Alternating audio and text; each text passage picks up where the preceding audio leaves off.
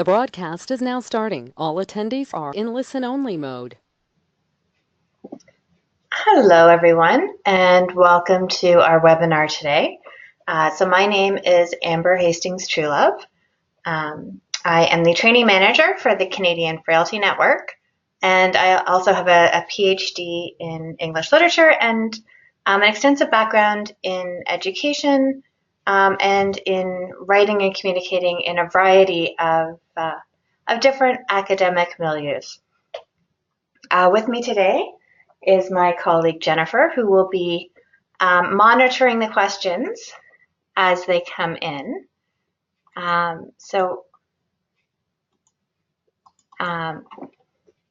We encourage you to ask questions as we move through today's presentation.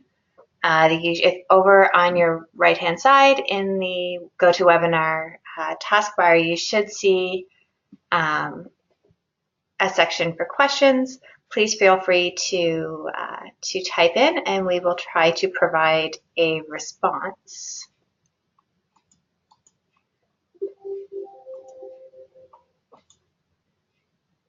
So today we're going to be talking about academic scholarship.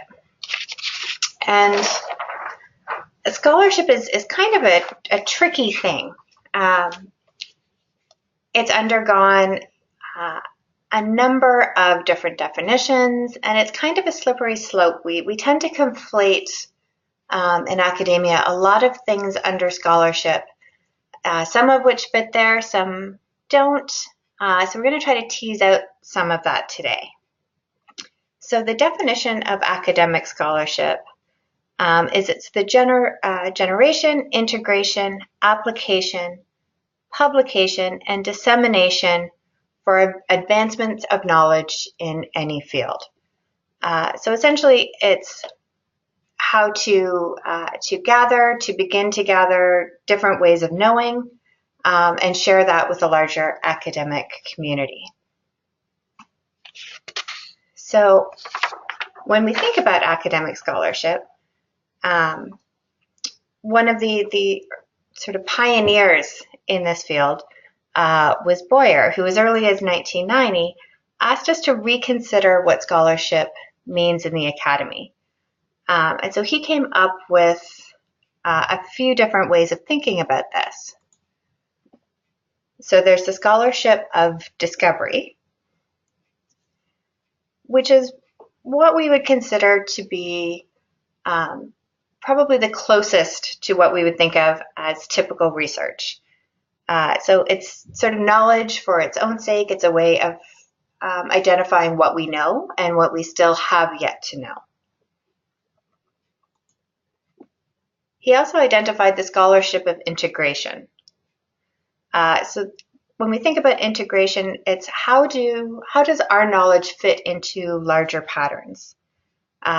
What do our findings mean? And we can think about that in terms of interdisciplinarity, in terms of operating on the boundaries between disciplines.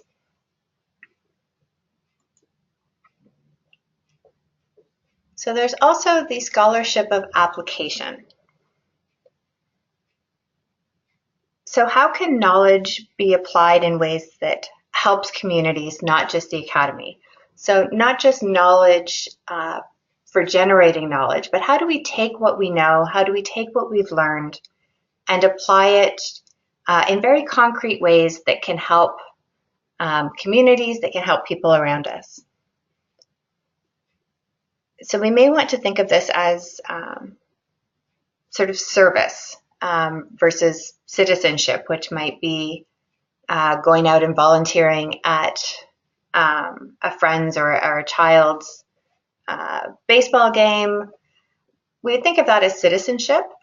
When we think about service in the scholarship of applications, we really want to think about something that relates directly to our disciplines. So something that furthers our own field of study.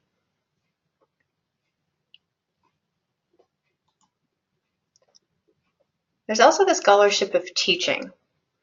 So the idea of transmitting knowledge, transforming and extending knowledge. So in Boyer's initial theory of bringing together these four different areas of scholarship, these were really meant to be interconnected. They were meant to be integrated. They were meant to be dynamic.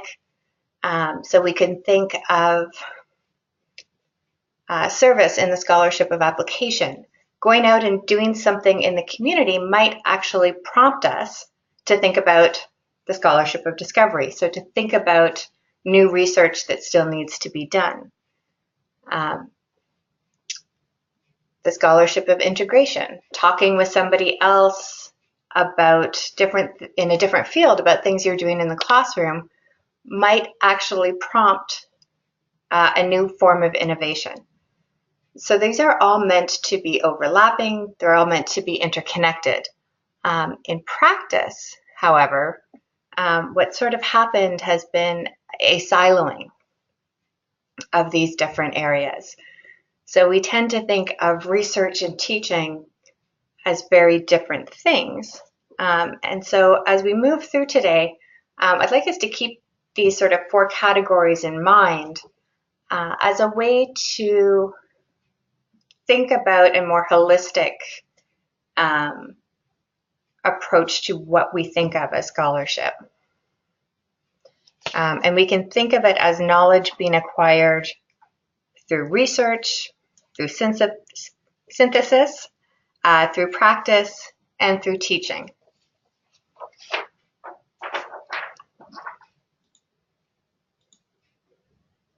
So examples of scholarly activities could be things like academic presentations,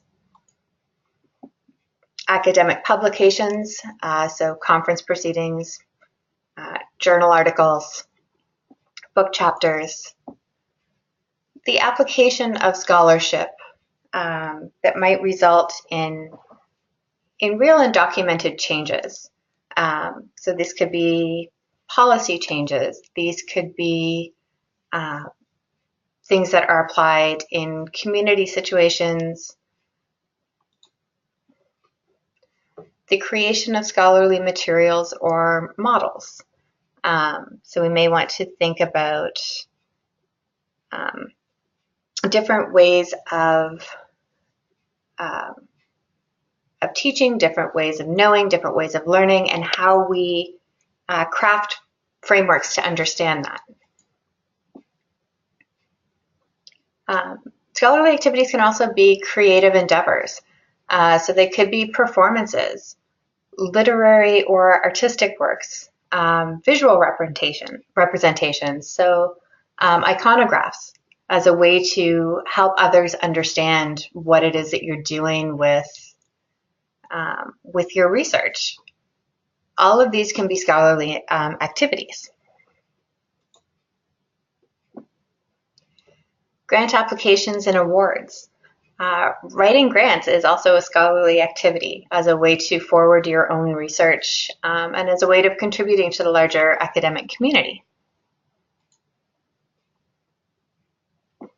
So significant study to expand areas of your own scholarly expertise, or promoting interdisciplinary experiences or student research. So facilitating and assisting others, either as a collaborator outside of your discipline, as a mentor to students or to other colleagues, can also fall under kind of scholarly activity. Invited or juried exhibitions, even patent applications, all of these things that sort of forward knowledge and help us understand the world in different ways, and that forward your own field of research. And so if we think of these as scholarly activities, often we will compare those to what we think of as professional service activities. So things like attending faculty meetings, faculty committee work, advising student clubs. We often draw a distinction between what we think of as professional service and what we think of as scholarly. I would suggest that this is actually sort of contributing to that siloing that we talked about with the different kinds of scholarship. So what we want to actually try to do is find ways of bridging professional service and scholarship. Essentially, how can we make all of the day-to-day things that we do in our professional lives a form of scholarship? How do we turn professional activities into scholarly activities? And one way to think about doing that is, instead of scholarship of integration, let's think about this as integrated scholarship.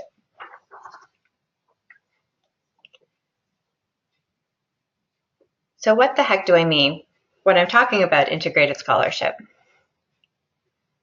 So it's an approach that can embed scholarship into all of our academic activities.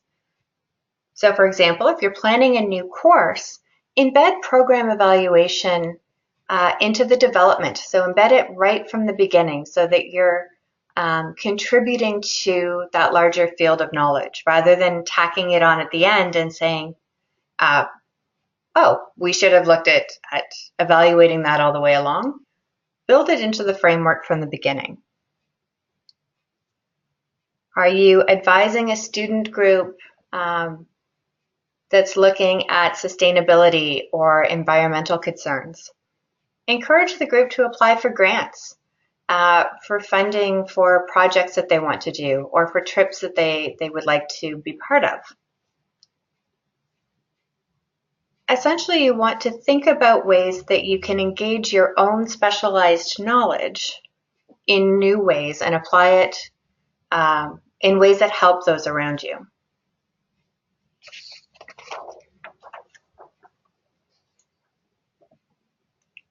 So the benefits of an integrated approach is that it's a more holistic approach to our professional practices. It's a way to increase interdisciplinarity across the institution. So if you're finding new ways to reach out and engage others in your own scholarship, then that's going to be crossing boundaries. So it might be a committee that you're meeting with, that you decide to collaborate on an article. It's a way to break down those boundaries. It can also be a way to reach out to stakeholders, so engaging people outside of the community in a way that through your own knowledge of a specific area.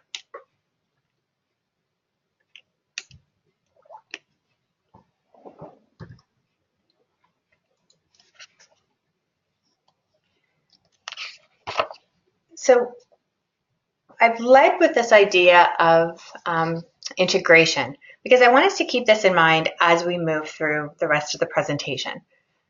Because scholarship covers a number of different things, we're going to be bouncing around a little bit between topics. And again, I encourage questions as we go through.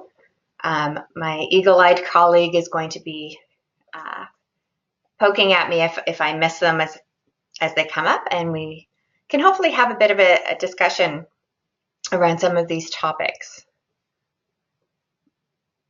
So when we think about integration, part of what that means is planning. So it means planning a new course and planning program evaluation built into it from the very beginning. It means planning to have scholarship embedded in all of our larger activities. And the reason that we undertake these scholarly activities to begin with is to share our knowledge. So we want to be starting to think about dissemination plans right from the very beginning of any kind of scholarly endeavor. So we don't want to get to the end of a research project and go, oh, now we need to think about what we're going to do with this, or what journal we're going to send this to, or what conference we're going to attend, because that's really limiting if you're only thinking about that once you get to the end of a project. Rather, we want to build this in right from the very beginning. And we want to think about who is going to be using our findings. So what was the purpose of our research? Who is this going to benefit? And so we really want to have a knowledge dissemination plan in place before you go forward. So I've given an example of a way to sort of think through this at the beginning of a project. So you want to identify your goals. What is it that you plan for this project? What are the ultimate goals, and who do you want to reach? So you want to associate each goal with one or more objectives that clarify what you're trying to accomplish through these activities. So why does it matter that you're reaching different groups? What do those groups bring to the table, and what does your research bring to them? You want to identify your users. So you want to describe the scope and characteristics of the potential users that your activities are designed to reach for each one of your objectives.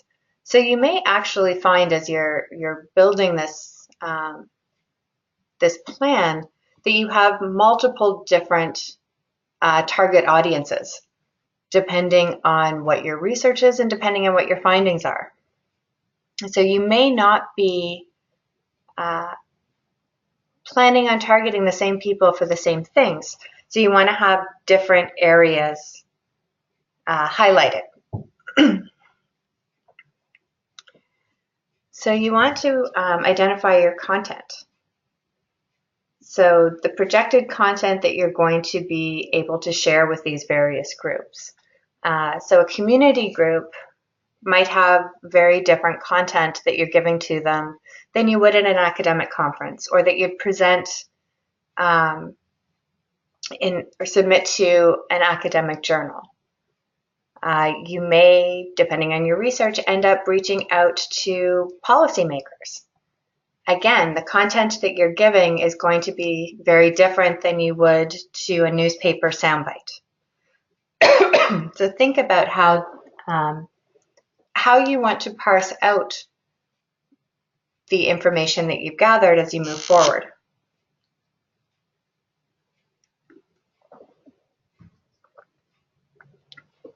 You also want to think about access. So when you're putting together your plan, think about how you'll promote access to your information and how you're going to archive information that may be requested later. So for some of you who are listening to this webinar now, this might not actually matter to you in this moment, but you may want to use this as a resource to come back to this information at a later date. And so for that reason, I'm recording this, and we're going to have it made available through the CFN website. So that becomes a resource then for people to go back to. One of the other things you want to think about is how you'll know if your dissemination activities have been successful. So if you're going to be gathering data, how are you going to describe it? Who are you getting this data from? So if you are presenting at a workshop at a conference, are you going to be sending out a survey to people who were present? You also want to think about the medium that you're going to deliver this in. So if you are working with older populations, is a webinar the best way to reach them? Think about who your audience is and the best way to reach out to them.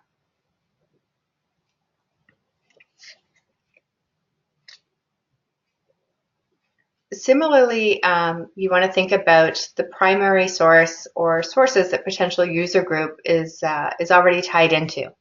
So if the people you are trying to reach are already part of a network, is it worth reaching out to that larger network to ask them to help distribute and disseminate your findings? You want to identify strategies for promoting awareness of the availability of your research-based information. And you also want to think about potential barriers. So again, if you are trying to reach a population that might not be tech savvy, then a webinar might not be the way to go. If you're trying to reach populations that might have communication problems, how are you going to go about, is an infograph the way to go about reaching them? So you really want to make sure that you're thinking through some of these issues before you go about even starting to collect your data.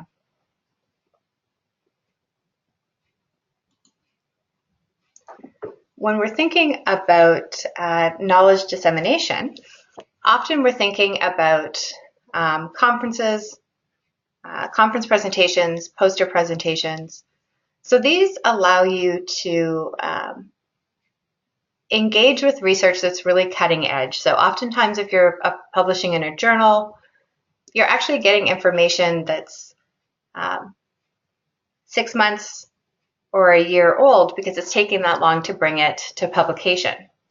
So with conferences and posters, you're getting information from your larger community in a much quicker fashion. It also allows you to get your own information out there far more quickly.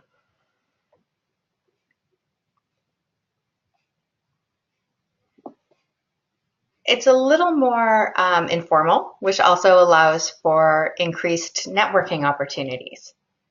It also allows you to try ideas out in a way that is often useful before you try publishing in a journal. So it's a way to try out ideas. It's a way to get feedback from experts in the field in a sort of low stakes kind of environment.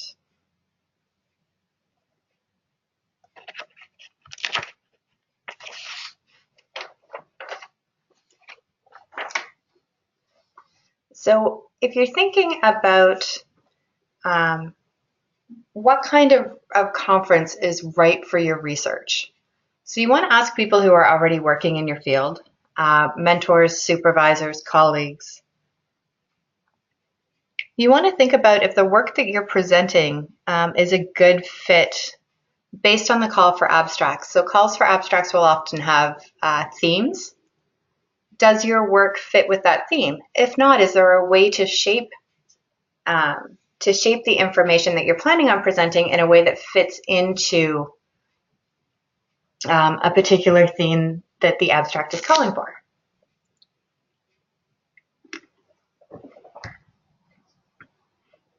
You may want to consider signing up for email alerts for upcoming conferences. Spend some time researching the main conferences in your field. So know when they typically call for abstracts. You may also want to think if there are other fields that might benefit from the research that you're doing. So if your work is very technical, then a disciplinary specific kind of conference might be right for you. But if it might have broader applications, then you may want to think about looking at other areas that your research may fit. You also want to think about how to avoid predatory conferences, which are unfortunately a thing and which become a problem. So how do you identify predatory conferences? So you want to ask your peers and colleagues if they've ever heard of a conference. Have they ever been to a particular conference, and would they recommend it? You want to think about if you come across what sounds like an amazing international conference, you may want to do some digging. Is the conference prioritizing the academic value of the conference, or are they promoting the area as a tourist destination? So if you're getting an amazing invite to apply for a conference in Hawaii, you may want to take a look at whether your research even fits what they're actually asking for. I've certainly gotten a few of these. And you may want to think about whether or not they're talking about the destination more than they're talking about the content.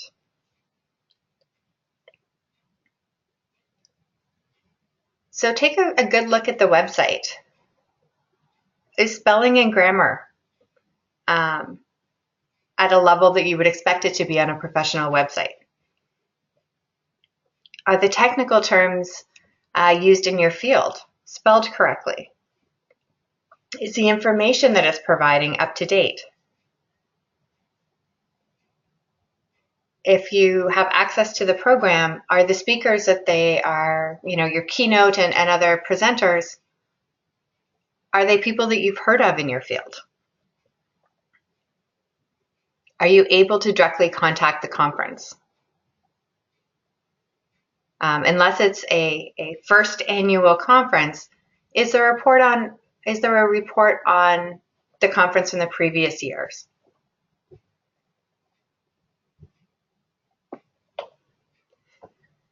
Think about who's organizing the conference and why. So is the goal very clear and specific? So things like promoting scientific innovation or facilitate dissemination of research findings, those kinds of vague, very big claims and very generic pronouncements should make you wary.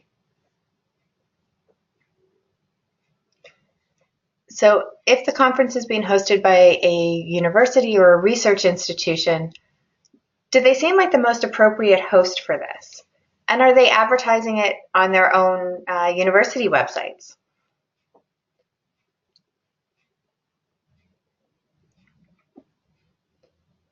So if the conference is being organized by a commercial company, you want to think about whether there's a clear partnership with a reputable institution, research institute, and just be very careful. It can be some of the emails soliciting conference abstracts very clearly should give you cause to take a step back and consider it. Others are very, very well done. And the last thing you want is to spend good money to end up at a conference that isn't actually going to promote your research in the way that you would like it to.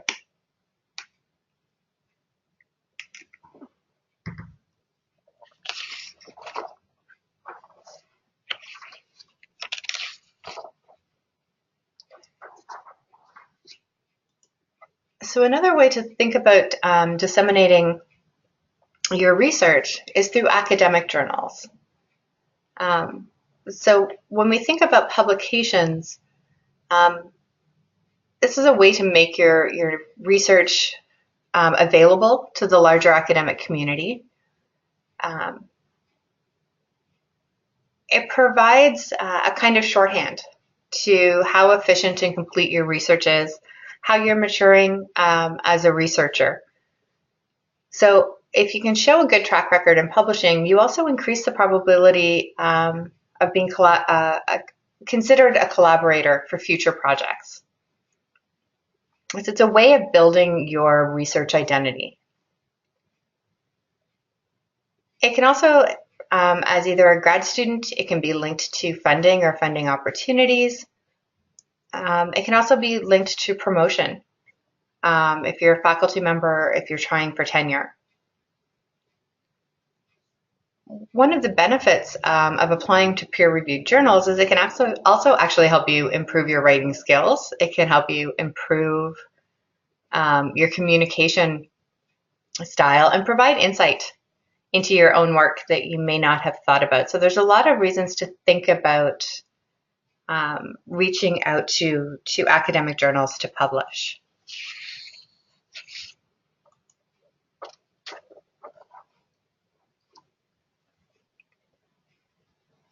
So when you're thinking about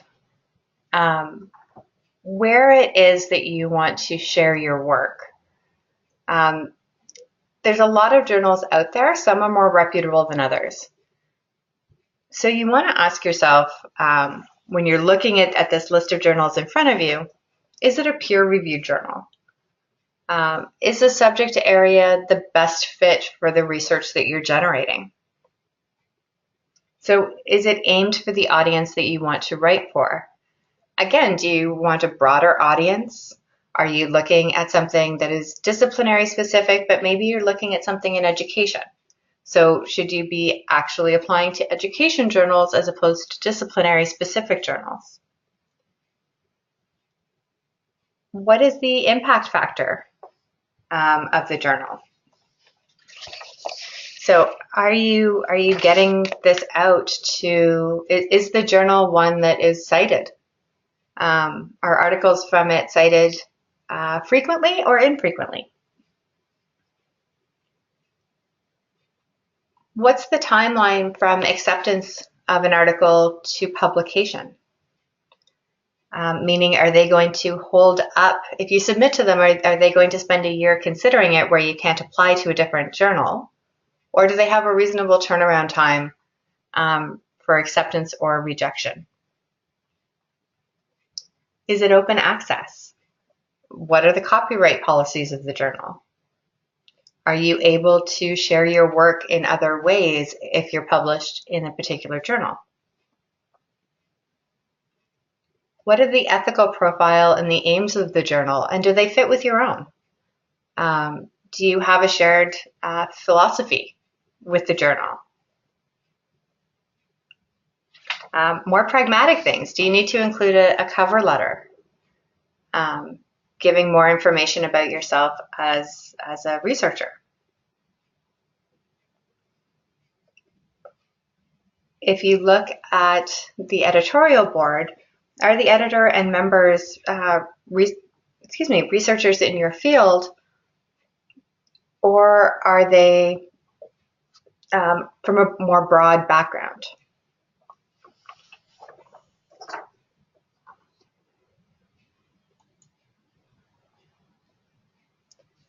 So open access has been around for a while now, and I think it's worth reviewing some of the main tenets of open access and some of the pros and cons to it.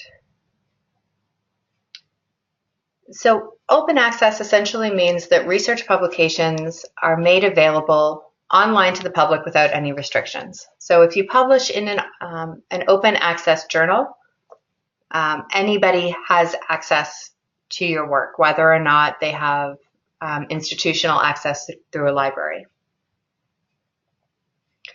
So users have the right to read, download, copy, distribute, print, share, and build upon the full text of your article.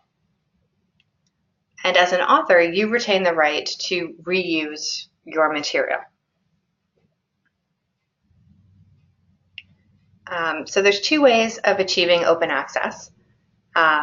So what we call the gold is publishing open access. So it's publishing in an open journal, book, or open articles in traditional journals. So that ensures that your final version is available in an open access format. Or green, which is archiving open access. So it's an alternative that makes unpublished or peer-reviewed publications available in an open repository.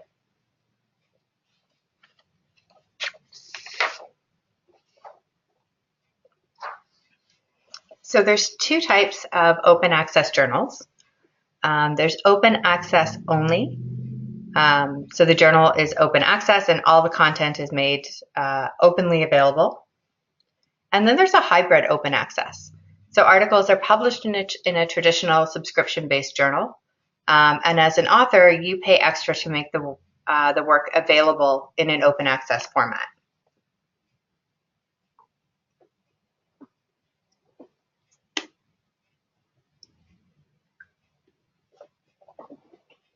So publishing in open access gives readers unrestricted access to the final unpublished version of an article or a book. The downside of this way of doing things is that it does cost the author more upfront because the article processing charges are paid by the author. So when we think back to that dissemination plan, if we think back to planning out that kind of integrated scholarship, if you're planning on grant writing and you know that you want to be publishing your work in an open access journal, build that right into the grant, because it's open access isn't cheap. It can be a couple of $1,000s or more. So you build that in right from the very beginning, and it sort of saves absorbing that hit at the end.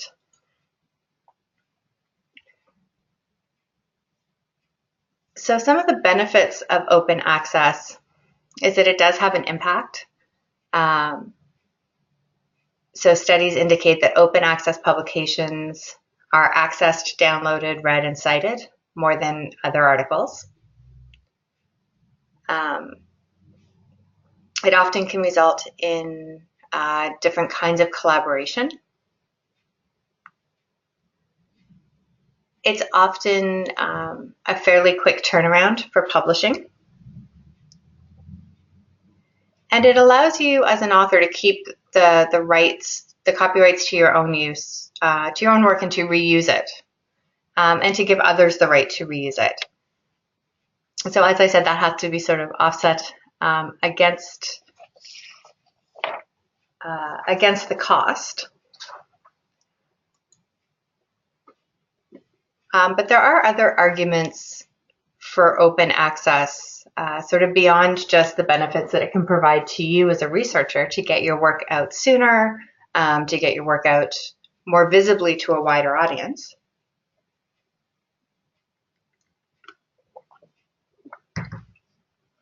Is that it is accessible to a much wider range of people.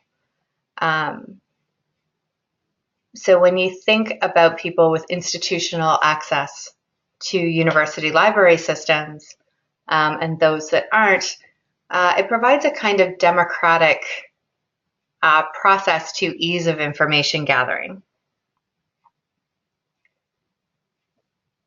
With full rights to reuse,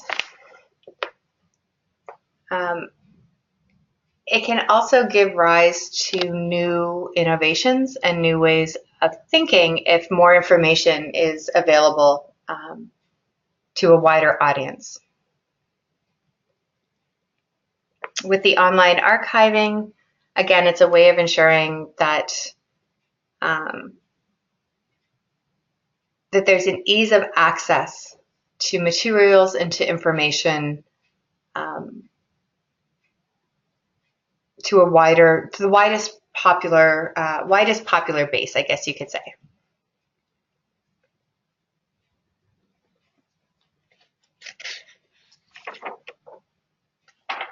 One of the downsides to open access is that it has given rise to what we might call predatory journals.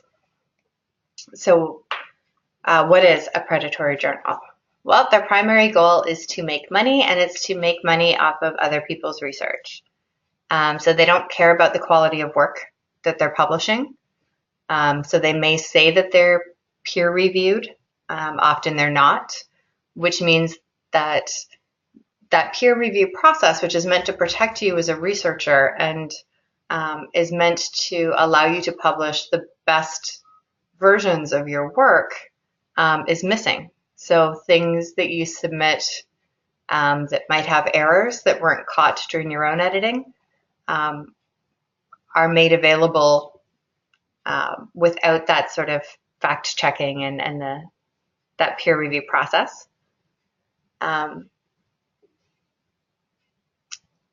They fail to follow accepted standards or practices for scholarly publishing. So again, it's their bottom line is to profit from publishing the largest number of articles that they can, and by charging to authors to have those articles published. And it can be really tempting sometimes. Right? It's a publisher perish is often the way we think about things in academia. And so they may be making promises to get your work out quickly, to get it out to a wide audience. But you need to be aware that publishing in these types of journals can actually be more damaging to your career than otherwise. So how do you spot a predatory journal? So you want to take a look at the journal website. Is it free of spelling and grammar errors? Again, if it doesn't present itself in the sort of standard that you would think of from a professional publication, then it's probably not someplace that you want to be publishing. Similarly, if the journal uses fuzzy or low resolution images, or if they're using logos or re-imaging logos that make you question its authenticity. So is the language used on the website aimed at authors? So to invite submissions, promising rapid publication, promoting different metrics, or is it promoting the content of the journal?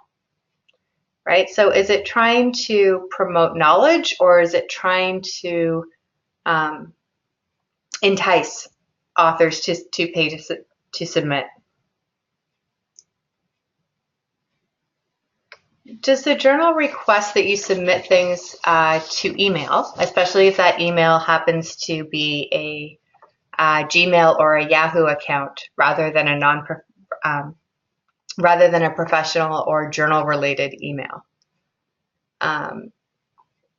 If you're being asked to submit something directly by email, again, it does not necessarily mean that it's a predatory journal, but it should probably give you pause and cause you to do a little more digging. Most reputable journals will use a submission application. Are the author charges for the journal very low? So are they saying, we'll publish your work for $150? That is, 20 to 30 times lower than an average open access author cost. So really what it's trying to do, or what it should signal that it might be trying to do, is just try to make money by getting the largest number of submissions that it can.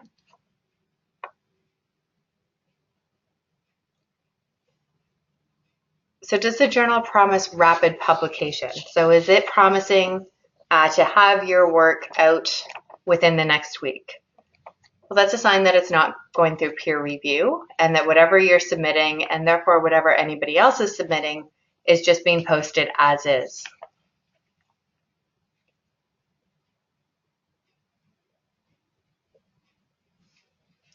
So does the journal claim to retain copyright of published research, or does it mention copyright at all? So again, open access should give you copyright over your own work. If it's not, or if the journal is saying that it now has claims to it, then that should give you,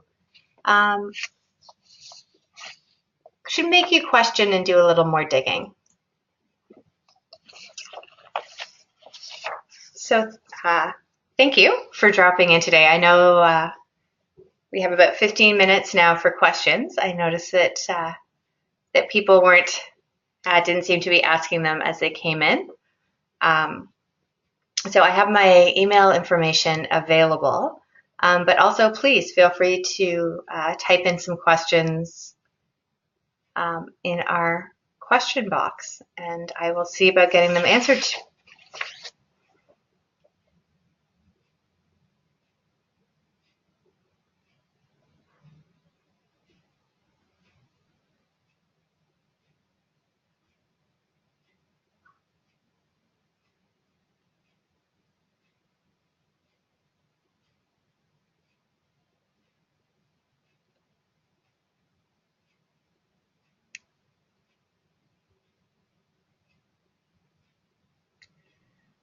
All right, well, it doesn't seem like there are any questions. Although, as I said, feel free, if you think of any after the fact, to please reach out to me at one of my contact emails. And thank you very much for joining me today. And have a great day.